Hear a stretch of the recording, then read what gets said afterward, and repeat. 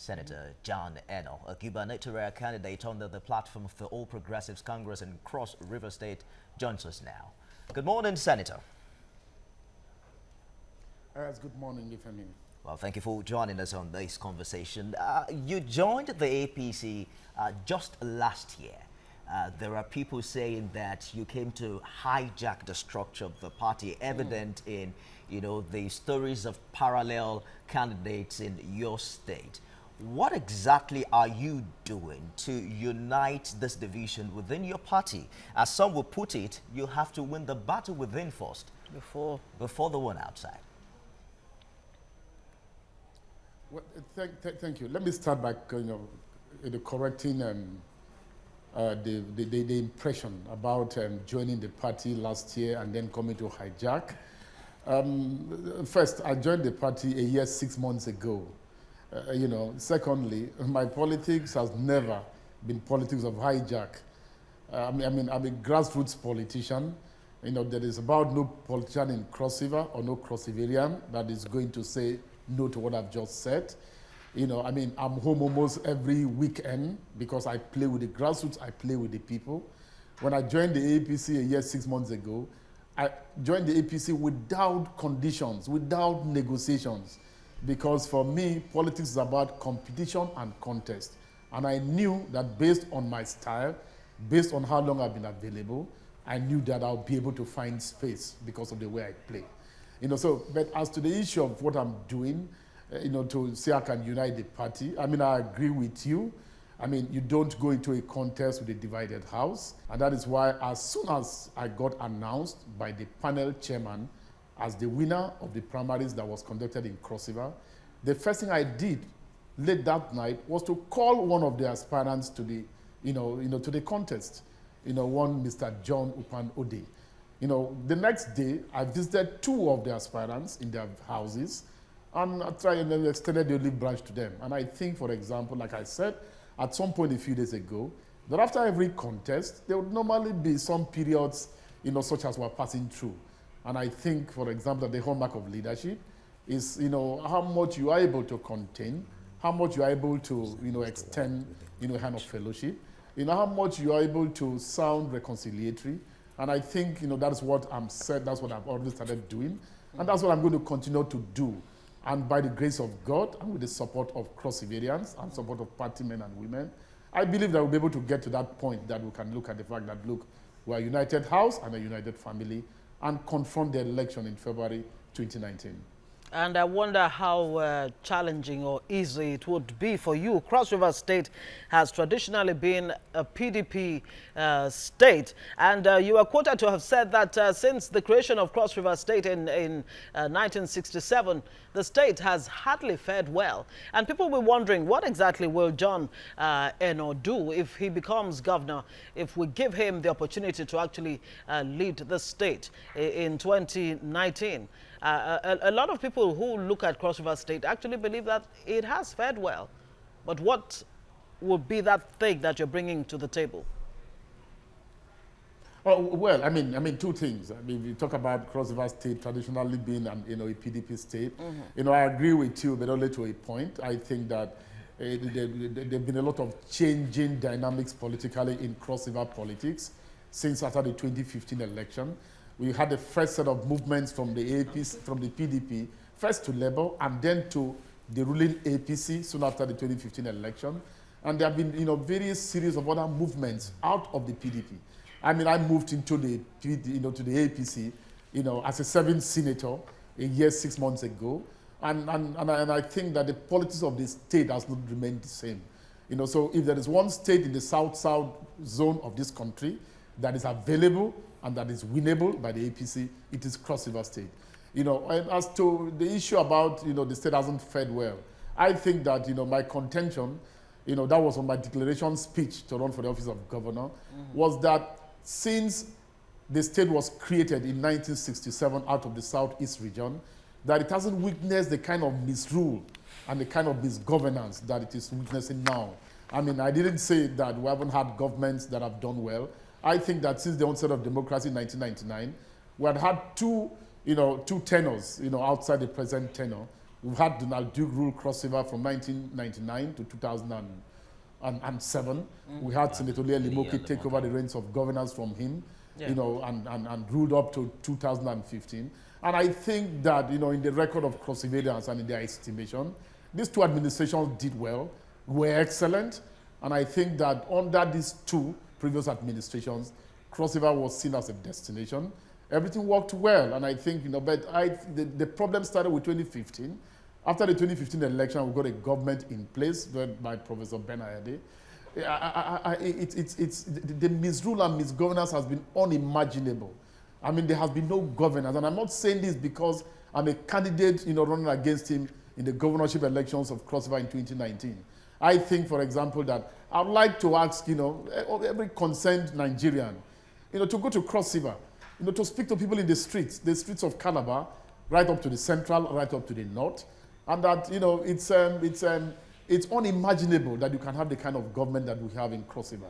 You know, and that is why, you know, not just people in the APC, but, you know, the majority and, you know, of Cross River people cannot wait to see the APC get it right, because the APC has become the alternative platform and the alternative party that can provide the kind of redemption that Cross Riverians are looking up to. So my mission as governor, I wonder what kind of is rescue mission. What kind of redemption, in specific terms, does Cross River State need? You know, first it goes to the very basics in terms of the values of our people. I mean, I remember, for example, that when Senator Leah Limoke was governor of Cross River State, one of the first things he did when he gave you any appointment was for you to take an oath and denounce secret cultism. But that has long gone. The cult membership in this administration has become the very reason why people are appointed into governance. And I think that we need to get back to the very core basics and values of our people. If I tell you, for example, that for 3.5 years, there's been no project that has been commissioned by this administration. I mean, I listened to a program in which the said Governor Bindo had constructed about more than 300 roads, has done more than 300 projects and all that. Not so in Cross River. So that even if it's terms of project execution, project implementation, I think that it hasn't taken place in Cross River. But our problem in Cross River, get back to the very basics. I mean, what kind of state do we have? What kind of, Calabar used to be a city that everybody, was stated with being green, being clean. That has been long lost. I mean, our youths, there are thousands and thousands of people that have been appointed into government offices. Those appointments have been made, even when there is no work schedule, people don't have offices. So a culture of laziness, has been instituted in Cross River. And I think that the damage and the implications of these are going to take us a very long time to be able to, get out of. And so I'm going to run a government that is going to engage and is going to get people back to work. It's going to, a lot of these youths, because of the big government that we have today in Cross River, as governor, I'm going to encourage that, but in a different manner. I'm going to get people to get to work and to acquire skills that can make them to do well in their various engagements. Senator. Now, Cross River State is a tourist state. Cross River State, for example, it's a tourist state.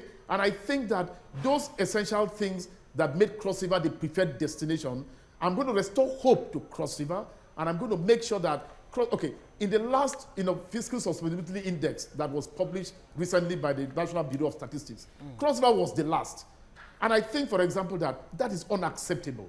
As governor of Cross River State, I believe that it is going to be my responsibility to make sure that the narrative is changed. But those who should fill it, John, those who should fill it, the people themselves and different groups have been endorsing the administration of Ben Ayade, saying that his infrastructural development has been superb, human development has been where it should be, though there's still a lot room for progress. Prompt payment of salaries for civil servants, and of course youth employment. They are saying because of this, we're supporting Ayade to go for a second term. What I can tell you is that go and do some content check, just some content analysis of the endorsements that have gone on. I think that the basic challenge we have in Cross River is the challenge of poverty, and it's a first. Those who have done those endorsements are those who, by some twist of fate, have benefited from the current appointments that I've mentioned. And more than 80% of them do endorsements in the daytime and go back at night and bemoan their situation, bemoan their fate, bemoan their circumstances. And you begin to wonder, we need to get to a point in which people are bold enough to come out straight and to say things that they believe in.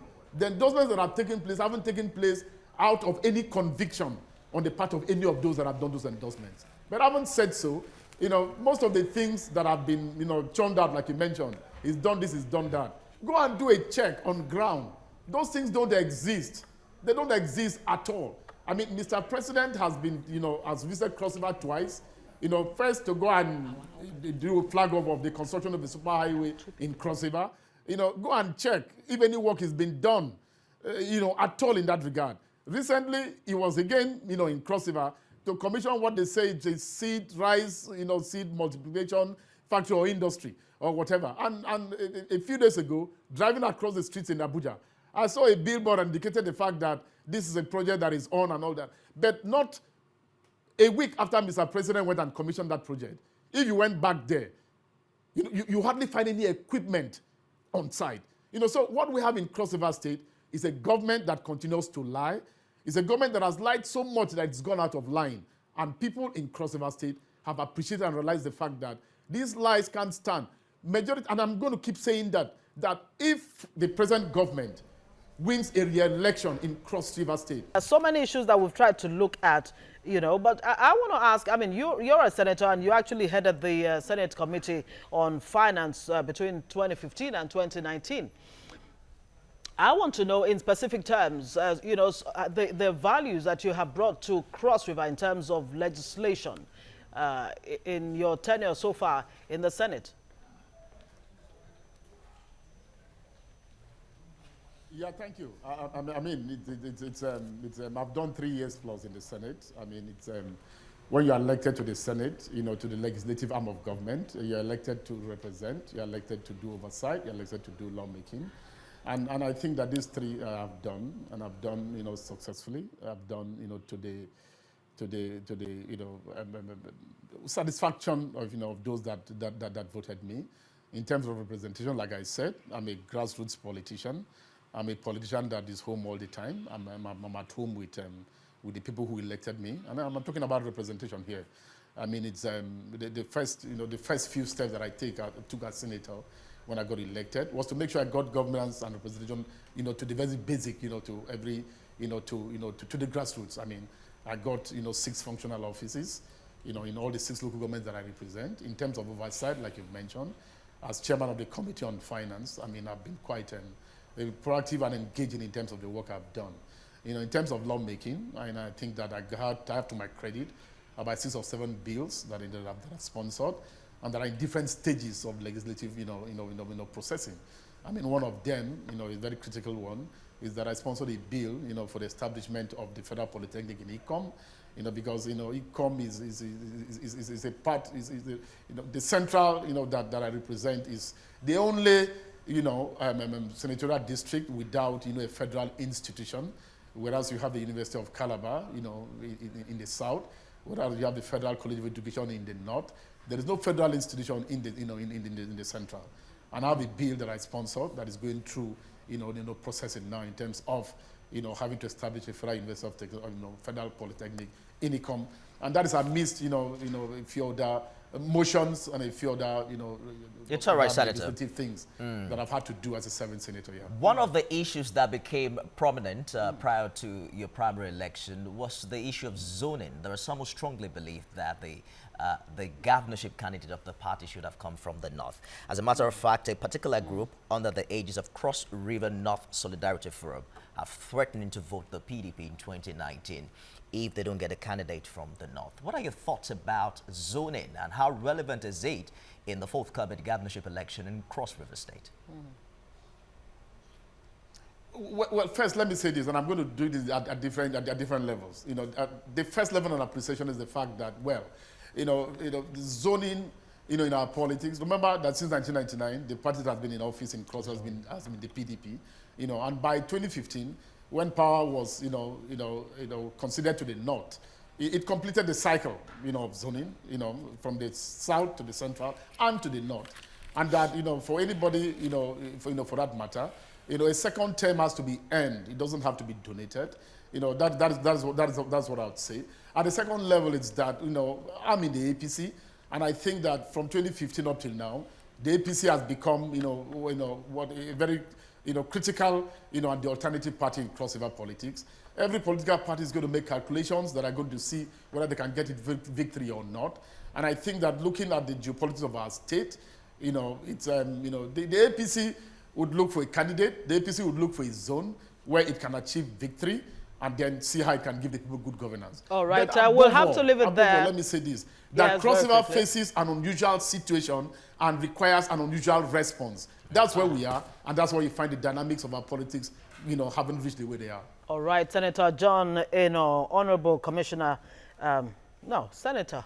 Actually, where did I get the commissioner from? The APC gubernatorial candidate of the APC. Thank you so much for joining us this morning. We wish you the very best, just like we'll be wishing our next guests on the show this morning the best as they look forward to clinching the top job